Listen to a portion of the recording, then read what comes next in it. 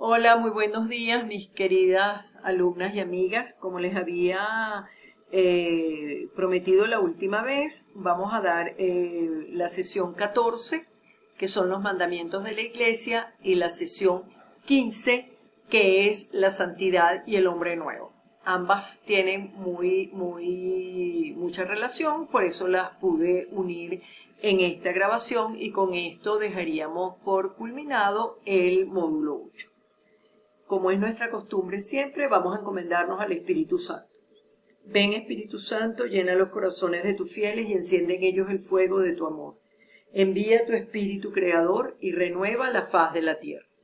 Oh Dios, que has iluminado los corazones de tus hijos con la luz del Espíritu Santo, haznos dóciles a sus inspiraciones, para gustar siempre el bien y gozar de sus consuelos, por Cristo nuestro Señor. Amén. Dios te salve María, llena eres de gracia, el Señor es contigo.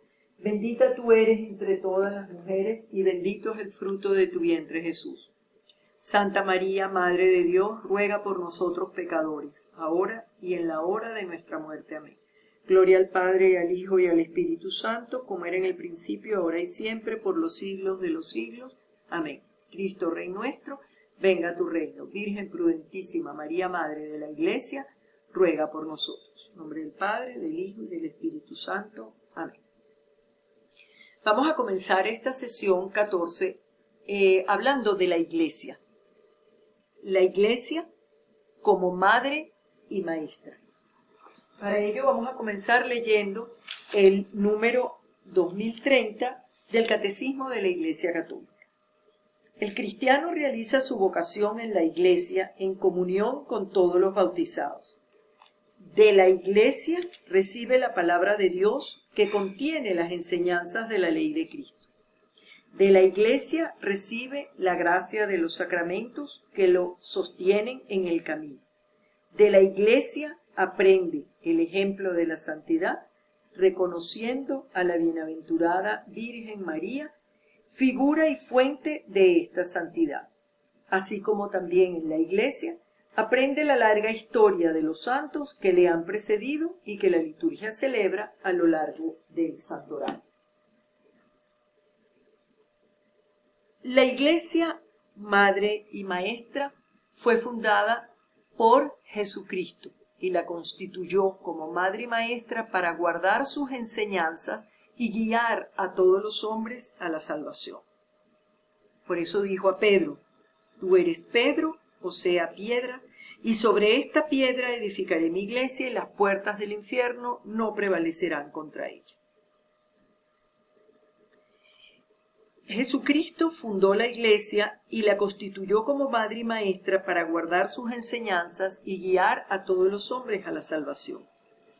Así como nos dice Juan 23 en su encíclica Mater et Magister, madre y maestra de pueblos, la Iglesia Católica fue fundada como tal por Jesucristo, para que en el transcurso de los siglos encontraran su salvación los hombres con la plenitud de una vida más excelente, todos cuanto habían de entrar en el seno de aquella y recibir su abrazo. Por eso la Iglesia se toma muy en serio la misión de acercar los hombres a Dios y de mantener, guardar y transmitir el legado que le encomendó Cristo. Para facilitarnos el cumplimiento de esta ley de Dios, la Iglesia ha determinado algunas obligaciones del cristiano, y estas obligaciones se conocen como mandamientos de la Iglesia. La Iglesia se convierte en la presencia de Cristo en el mundo, en la depositaria de sus enseñanzas y en sus medios de salvación. Por eso eligió Cristo a Pedro y a los demás apóstoles para que la gobernaran, y la Iglesia que él fundó, y transmitieran los poderes a sus sucesores, el Papa y los obispos. Estos poderes son enseñar con autoridad la doctrina de Cristo, santificar con los sacramentos y los otros medios, y gobernar mediante leyes que obligan en conciencia. Por tanto, los mandamientos de la Iglesia son una muestra de caridad, de preocupación por el bien del hombre y no una simple disposición legal. Son una ayuda para cumplir con las obligaciones del cristiano. Estos 5 mandamientos de la ley de Dios son los siguientes. El primero, oír misa en todos los domingos y días de precepto. El segundo, confesarse por lo menos una vez al año. El tercero, comulgar al menos por Pascua de Resurrección. El cuarto, ayunar y abstenerse de comer carne los días señalados. Y el quinto, ayudar a la iglesia en sus necesidades. El primero entonces, oír misa todos los domingos y los días de precepto. Después tomó el pan y dando gracias lo partió y se los dio diciendo: esto es mi cuerpo, el que es entregado por ustedes. Hagan esto en memoria mía. El Código de Derecho Canónico en su canon 1247 nos dice: el domingo y las demás fiestas de precepto, los fieles tienen la obligación de participar en la misa. Y Pío XII, en su encíclica Mediator Dei, dice también: conviene pues, venerables hermanos, que todos los fieles se den cuenta de que su principal deber y mayor dignidad consiste en la participación del sacrificio eucarístico. Ya los primeros cristianos habían entendido que el culto más apropiado para el domingo y esos días de precepto era la misa. Y la iglesia no necesitaba obligarlos a asistir a la Eucaristía porque ellos lo consideraban como la realidad más importante de sus vidas. Pero a raíz de todo el efecto del arrianismo y de todas las invasiones, de los bárbaros y de todo, pues todo lo que ha transcurrido en la iglesia, se ha perdido un poquito ese espíritu primitivo. Y la iglesia se vio obligada a decretar esto como una obligación, pues asistir a misa. Ya nosotros lo vimos muy específicamente y muy largamente cuando vimos el mandamiento de santificar la fiesta. Pero aquí te lo pone la iglesia como una obligación para poder convivir con tus hermanos bautizados un día dedicado a Papá Dios. Hay causas que dispensan de la misa, como sería la imposibilidad física. Si estás enfermo, pues, y no puedes razonablemente levantarte para ir a misa si estás enfermo, o una grave necesidad privada o pública. Igualmente, por ejemplo, si tienes que cuidar a un enfermo o tienes que cuidar a un bebé, estás recién dada a luz, tienes un bebé pequeñito, pues puedes estar exenta a la misa. Los que están obligados a trabajos, digamos, urgentes y que no pueden reemplazarse de ninguna manera, o porque la misa cause un grave daño a la persona o al prójimo, pues entonces, bueno, son dispensas de la misa. Pero realmente, así como lo vimos en los mandamientos de la ley de Dios, en estos mandamientos de la iglesia pues quiere que asistamos los domingos a la misa. Segundo mandamiento, confesarse al menos una vez al año. Habrá más alegría en el cielo por un solo pecador que vuelve a Dios que por 99 justos que no tienen necesidad de convertirse. El ser humano es débil y aunque haya recibido el bautismo, vuelve a dejarse arrastrar hacia el pecado. Jesucristo lo sabía y en su infinita misericordia quiso salir de nuevo al encuentro del hombre y ofrecerle su gracia. Esto es la confesión. Dios está siempre dispuesto a perdonar. Fue en el Cuarto Concilio de Letrán, en el año 1215, en que la Iglesia estableció el deber de la confesión por lo menos una vez al año de los pecados mortales y queda plasmado en el Código de Derecho Canónico, canon 989. La Iglesia en este mandamiento solo pretende exhortar a sus hijos para que acudan a la confesión y reciban el perdón de sus pecados. Quiere que todos los cristianos se reconcilien con Dios y no pierdan irremediablemente la amistad con Cristo. Pero la exhortación que hace siempre la Iglesia es para que acudan con frecuencia y se reconcilien con Dios. El no acudir a la confesión es despreciar el amor de Cristo. Y posponerla también termina siendo un debilitamiento de los medios que ayudan a mantenerse en fidelidad a Cristo. La confesión frecuente es un medio insustituible para crecer en la vida espiritual, en la vida de gracia y en la invitación de Cristo en la santidad. Aunque no haya pecados mortales, acercarse a la confesión es fuente de gracias y de fuerzas sobrenaturales para vivir los compromisos cristianos en el mundo y crecer en el amor. Pero lo que es muy importante que recordemos siempre es que, de acuerdo a la Iglesia, para ayudarte a las prácticas, debes confesarse por lo menos, al menos una vez al año. Pero ya sabemos las grandes ventajas que hay de confesarse con frecuencia. El tercer mandamiento es comulgar al menos por Pascua de Resurrección.